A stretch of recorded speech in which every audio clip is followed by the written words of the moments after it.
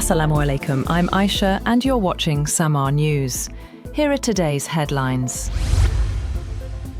Iranian aerial attacks have caused extensive damage to the world's largest gas plant in Qatar, targeted a refinery in Saudi Arabia, forced the UAE to shut gas facilities and set off fires at 2 Kuwaiti refineries. Tehran's retaliation against Israeli attacks on its own gas facilities marks a further escalation of the nearly 3-week war. The Saudi Defense Ministry said a drone fell on the Aramco Exxon refinery, adding damage was being assessed. It also intercepted a ballistic missile launched towards Yanbu, the port city that is currently Saudi Arabia's only outlet for crude exports and where the refinery is located.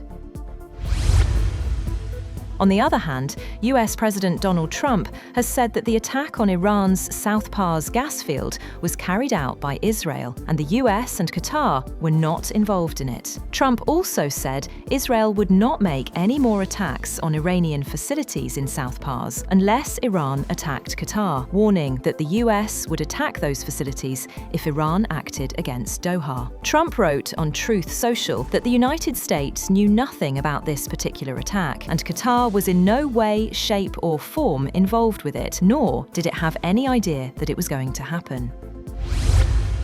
US President Donald Trump's administration is considering deploying thousands of US troops to reinforce its operation in the Middle East as the US military prepares for possible next steps in its campaign against Iran. The deployments could help provide Trump with additional options as he weighs expanding US operations, with the Iran war well into its 3rd week. A US official and 3 people familiar with the matter said those options include securing safe passage for oil tankers through the Strait of Hormuz, a mission that would be accomplished primarily through air and naval forces. But securing the strait could also mean deploying US troops to Iran's shoreline. Saudi Arabia has issued its strongest warning yet to Iran, signaling that continued attacks on Gulf states could trigger military action. Speaking in Riyadh, Foreign Minister Prince Faisal bin Farhan said trust with Tehran has been shattered and urged Iran to immediately halt its aggression. At a press conference in Riyadh, Prince Faisal made it clear that Saudi Arabia reserves the right to take military action if necessary. He warned that if Iran believes Gulf states are incapable of responding to aggression, it is a serious miscalculation. He said the patience being exhibited is not unlimited, adding that Saudi leadership will take necessary decisions when the time comes.